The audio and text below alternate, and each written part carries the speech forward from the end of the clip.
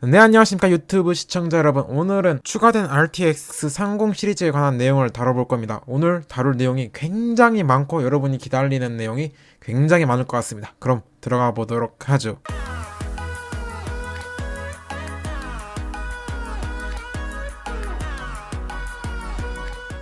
첫 번째 내용입니다. 해외 매체에 따르면 파운더스 에디션과 레퍼런스 모델은 서로 다른 것이 될 것 같습니다. 파운더스 에디션은 레퍼런스 PCB 설계와 매우 명확하게 구분되는 1세대 그래픽카드가 될 것이며 기판이 레퍼런스 기판이 아닙니다. 레퍼런스 기판의 사진 일부가 유출되었는데 확실히 파운더스 기판과 다른 모습을 보여줍니다. 그러면 파운더스 에디션은 어떤 제품이냐 하면은 한정판은 아니고 한 특별판 정도 생각하시면 얼추 맞을 것 같습니다. 그리고 파운더스 에디션의 독특한 기판 때문에 워터블럭을 사용하실 분들은 이전 세대보다 워터블럭이 출시되는 시간이 조금 더 걸릴 듯 합니다.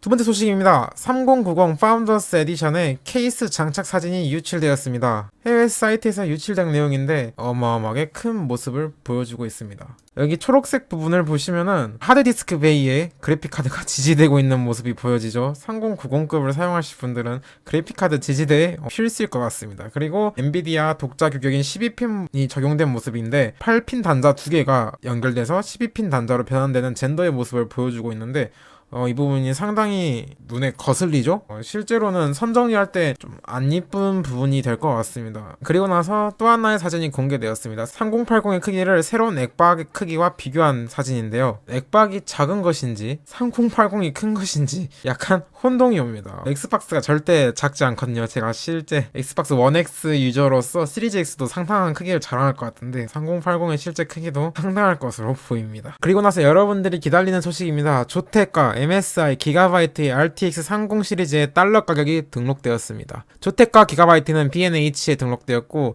MSI 같은 경우는 아마존에 등록되었습니다. 일단 조텍 모델부터 보고 가시죠. 3080 트리니티가 720불, 3090 트리니티가 1500불, 기가바이트 3080 이글이 730불, 3080 게이밍이 750불, 3090 이글이 1550불, 3090 게이밍이 1580불, MSI 3080 벤투스 720불, 3080 게이밍 엑스트리오 760불, 3090 게이밍 엑스트리오 1600불이 되겠습니다. 제가 여기에 지금 환율의 반올림한 1200원과 그리고 부가세 10%를 곱해봤습니다. 3080 트리니티가 95만원, 3090 트리니티가 200만원 정도, 3080 이글은 96만원, 3080 게이밍은 99만원, 3090 이글은 204만원, 3090 게이밍은 208만원, 209만원 정도 되겠네요. 그리고 3080 벤투스는 95만원, 3080 게이밍 엑스트리오는 100만원, 3090 게이밍 엑스트리오는 211만원 정도가 됩니다. 단순 계산이기 때문에 절대 저가격 아닙니다. 배송비도 안 붙었고 프리미엄도 안 붙었습니다. 여기에서 비싸지겠죠? 얼마나 비싸질지가 이제 중요한 건데 걱정이 되는 가격대입니다. 일단 가격대 자체가 낮지 않아요. 지금 파운더스 에디션하고 비교해보면은 3080 파운더스 에디션이 699달러죠. 제가 이전 영상에서 제 용산 환율 계산법으로 계산한 제 이상 가격은 98만원에서 플러스 10만원 정도 될 수 있다고 말씀드렸죠. 근데 3080의 지금 가장 저렴한 모델이 트리니티랑 벤투스죠. 720불이니까 여기서 20불 정도 가격이 올라가는 거니까 확실히 제 예상보다 더 가격이 올라갈 수도 있겠네요. 이렇게 되면은 컬러풀의 3080 토마호크 같은 하위 라인업들이 얼마나 싸게 나오고 발열을 잘 잡냐가 중요할 것 같습니다. 토마호크 가격이 정확히 공개된 건 아닌데 파운더스 에디션보다 상당히 저렴하게 나올 것으로 보이거든요. 그렇기 때문에 저희는 좀 기다려야 될 것 같습니다. 3090 파운더스 에디션도 1499불인데 3090 같은 경우에도 대부분 50불 이상 더 비싼 모습을 보여주고 있죠. 여기 있는 지금 비레폰 모델들을 구매하기 위해서는 제 예상 가격보다도 돈을 더 줘야지 구매할 수 있을 것으로 보여집니다. 지금 들리는 소문에 의하면은 비레퍼의 초기 물량이 많이 안 들어올 것으로 보이는데 재입고 물량, 그러니까 두 번째 물량부터는 조금 넉넉하게 들어오는 것 같습니다. 초기 물량을 급한 게 아니면은 좀 참으시고 재입고 물량을 노려보시는 게 좋아 보입니다. 저한테 리뷰 물어보시는 분들이 있는데 오늘 저녁에 하는 Q&A에서 답해드리도록 하겠습니다. 들려오는 좋은 소식에 따르면 RTX 2000번대 가격을 인하해서 판매할 것으로 보입니다. 물론 우리나라는 아닙니다.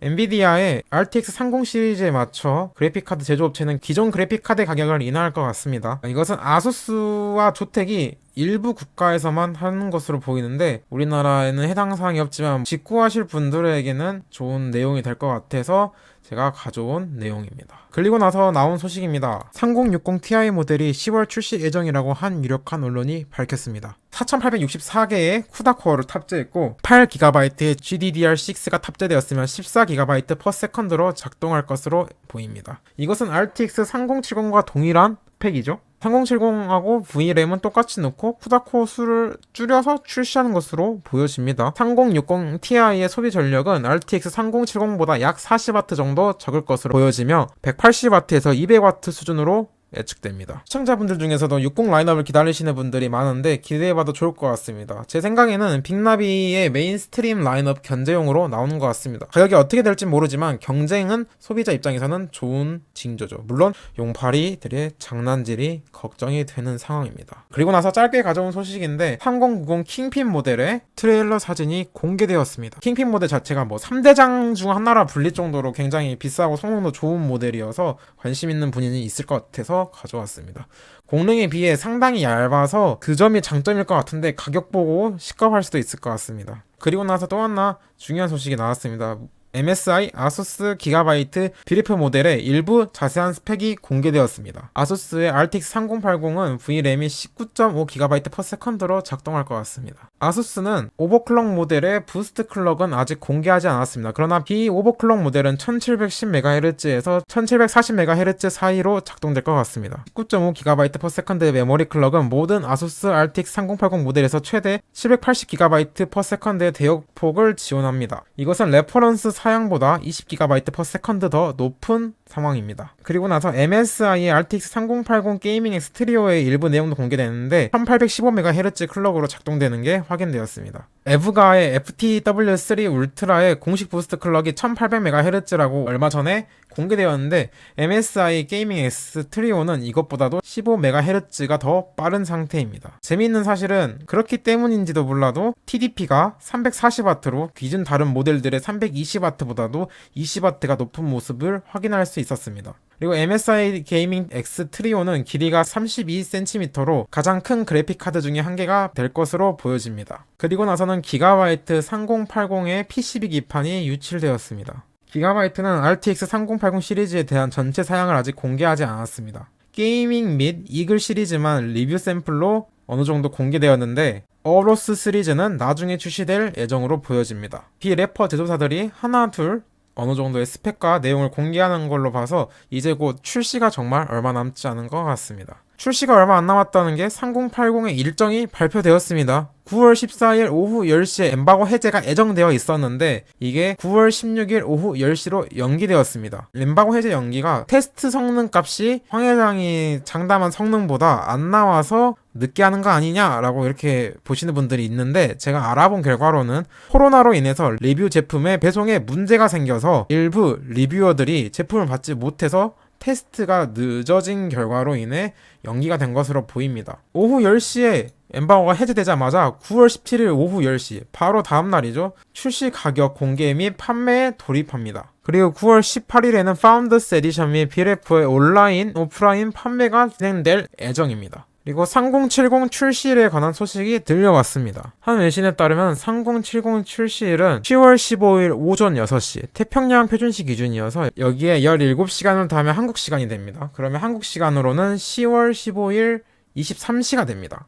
이때 3070이 출시될 예정이며 10월 28일이 빅나비 발표 예정일이죠. 발표 전에 출시할 모양입니다. 빅나비 출시일은 엑스박스 출시 이후에나 출시가 가능할 것 같습니다. 엑스박스 출시일이 11월 10일이니까 빨라야 11월 중순에 빅나비가 출시될 것으로 보여집니다. AMD가 취할 것 같은 전략은 빅나비가 10월 28일 발표지 않습니까? 10월 28일 발표 때 가격을 충격적으로 낮게 측정해놔서 3070 판매량을 빅나비가 출시하기 전까지 최대한 줄이는 전략을 사용할 것으로 보입니다. 실제로 빅나비의 성능 테스트 결과는 나와봐야 알겠지만 말이죠. 특히 중요한 거는 드라이버 문제죠. 제 시청자분들 중에서도 AMD 그래픽카드를 사용하시는 분들이 있는데 어떤 분은 드라이버 문제 별로 없이 잘 쓰셨다는 분도 있고 어떤 분은 최근 드라이버에서 특히 문제가 많이 발생했다. 블루스크린이 종종 뜬다라고 보내주신 분도 있어서 드라이버 문제는 기대는 하고 있지만 끝까지 지켜봐야 될 문제일 것 같습니다. 자, 오늘 영상 여기서 마치고 오늘 저녁 8시에 Q&A 컨텐츠가 생방으로 진행되니까 많이 찾아봐 주시면 좋을 것 같습니다. 그리고 다음 영상에서 만나도록 하죠. 안녕!